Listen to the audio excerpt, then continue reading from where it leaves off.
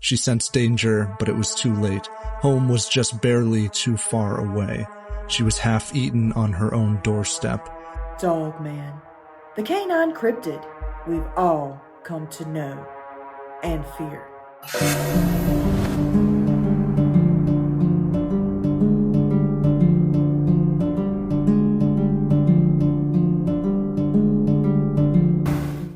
Hey everyone, welcome back to another Brookster Watches.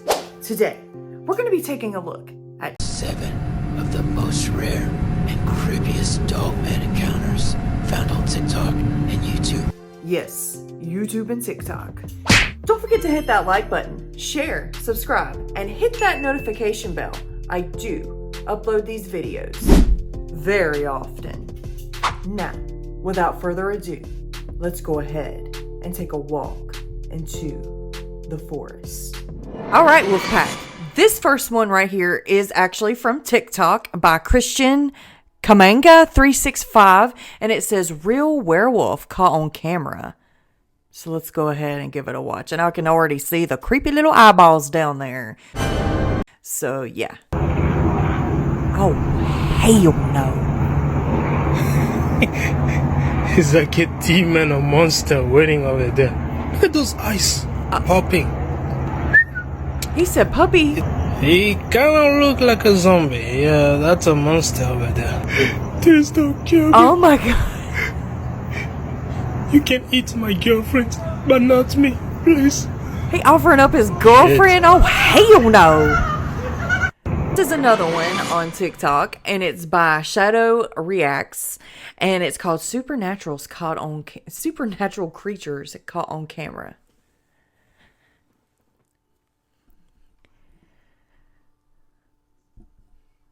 Where's the werewolf?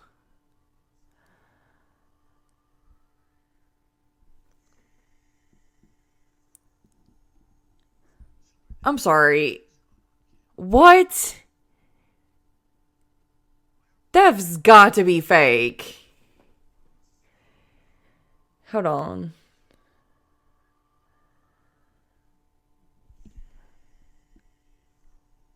Please don't tell me that is from Skyrim. That kind of looks like the one from Skyrim, but maybe not.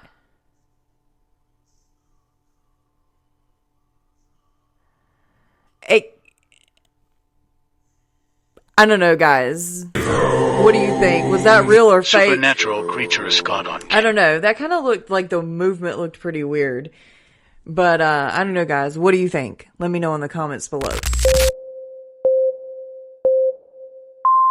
You know, I had to throw a funny one in there because Mother Nature, I had a Mother Nature post the other day, and speaking of that, this is the first TikTok that popped up, and it's by Marshall, and it says, Mother Nature scheduling springtime weather in the South. And this is so accurate, guys. It's hilarious. Up for next week. All right. Is everybody here? Wind's missing.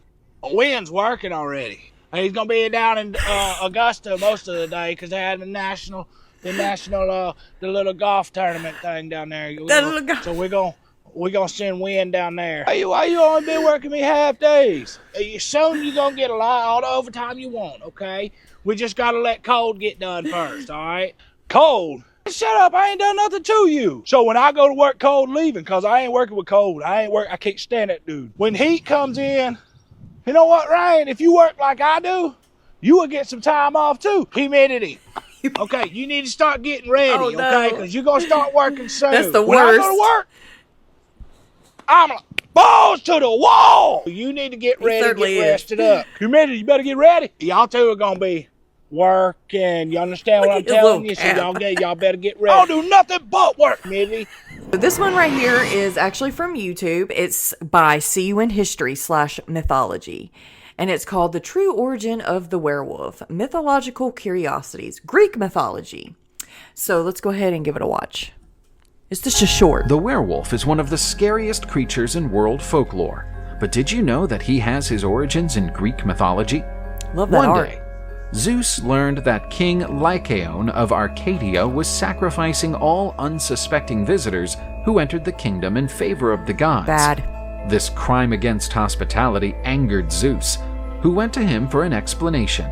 He disguised himself as a wanderer to investigate what was going on. The terrible king received Zeus with hospitality, but committed the heinous crime of offering a banquet with human flesh as the main course. Enraged, Zeus turned Lycaon and his sons into a beast that was half man and half wolf. The monstrous king then roamed the world, spreading fear everywhere. Some good artwork. During the full moon nights, the wailing of the werewolf turned king could be heard. Crazy. Here's another one from YouTube, and it's by The Eye. And it's called The Ancient Origin of Werewolves. So, yeah, here's another ancient one for you. Let's go ahead and give it a watch. I actually think this one talks about Gilgamesh. So, that I was kind of looking for that today, which totally makes sense. So, The ancient origins of werewolves.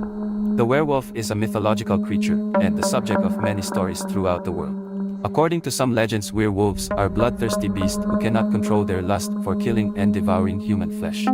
According to some scholars, the werewolf appeared in the Epic of Gilgamesh from around 2100 BC, the oldest piece of Western literature. However, the werewolf as we know it first appeared in the ancient Greece and Rome in poetic what and they just philosophical texts. talked about. Ancient Greek mythology and legend have a few tales of men turning into wolves.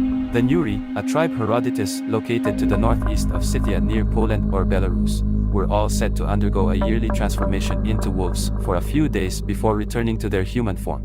That one was pretty cool. I have never seen that last bit right there of the tribe. That's really cool. So that's one thing I learned. And also want to dive into like the story of Gilgamesh a little bit more in the future. What do you guys think? Let me know in the comments below.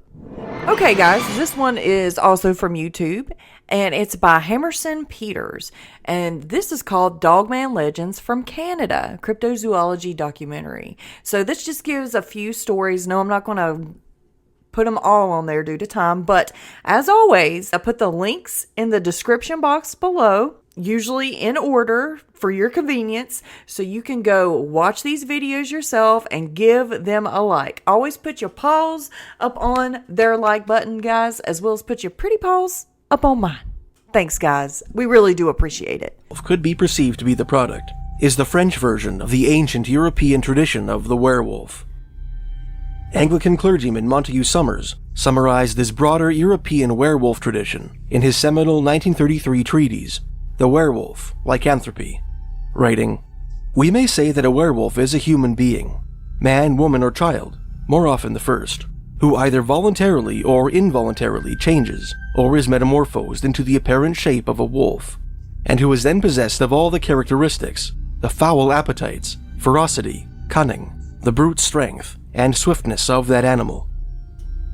In by far the greater majority of instances, the werewolf, to himself as well as those who behold him, seems completely to have assumed the furry lupine form.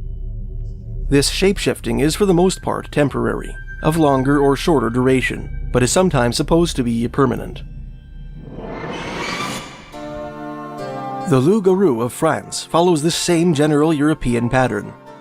Among the most famous French loup-garou stories is the poem Beastclav, written by the medieval French expatriate Marie de France around 1200 AD. In this tale, the titular protagonist, a virtuous Breton baron named Beastclav, reveals to his wife that, for reasons undisclosed, he is fated to assume the form of a wolf 3 out of every 7 days of the week, and can only reassume his human form by donning his human clothes in private. Okay. Disgusted and horrified, Beastclav's wife convinces her illicit lover, a knight, to steal the baron's clothes after one of his weekly transformations, thus preventing him from resuming human form. Although Beastclav retains his gentle demeanor in his lupine body, Marie de France makes it clear that this noble werewolf is an anomaly. Quite a few men become werewolves, interpreted Judy P. Schoaf in her 1996 translation of Beastclav, and set up housekeeping in the woods. A werewolf is a savage beast, while the Furies on it at least. Eats men, wreaks evil, does no good, living and roaming in the deep wood. Wow, that was actually really good. Yeah, and it's a huge video. It's actually 30 minutes long. So please, guys, go over there, give it a like, and give it a watch. You really don't want to miss it. This one right here is also from YouTube, and it's by History Dose, and it's called The Monster That Terrorized 18th Century France, the Beast of Guvaudan. Yeah, I'm just not even going to begin to try to pronounce that, so sorry if I butchered it. I'm not really good at that.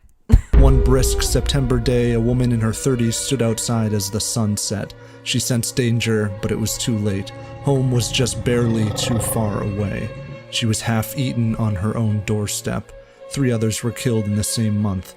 Witnesses and newspapers described the devilish creature, which liked to sever the heads and eat the throats of its victims.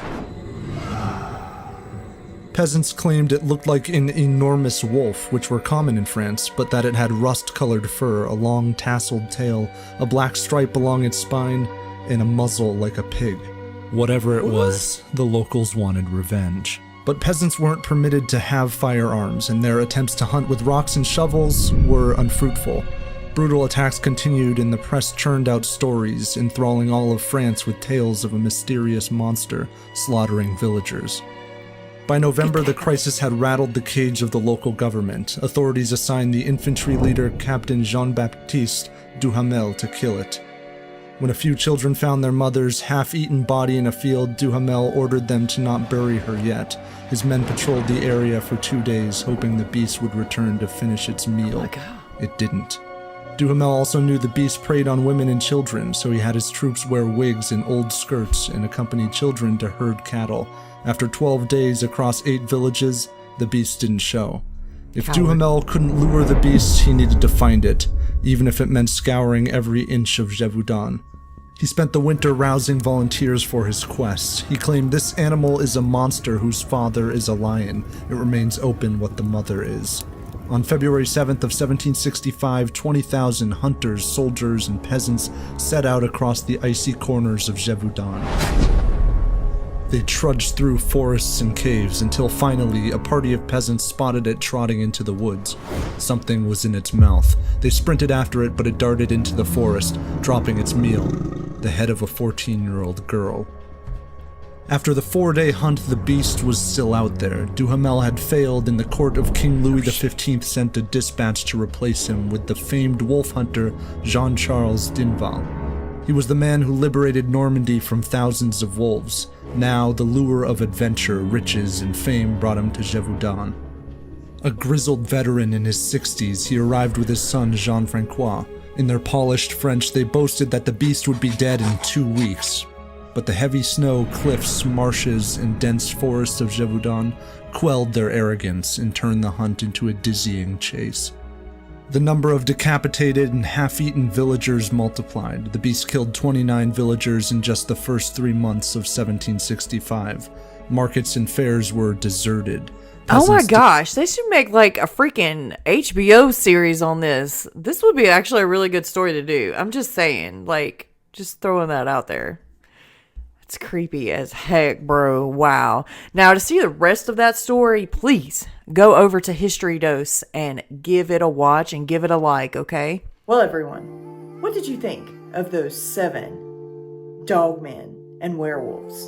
Let me know in the comments below. I want to give a shout out to the members.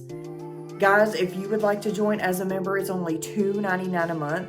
I always do these fun, short little videos for members only. You get to see what happens behind the scenes. You get to see my days out, some of my vlogging personal life.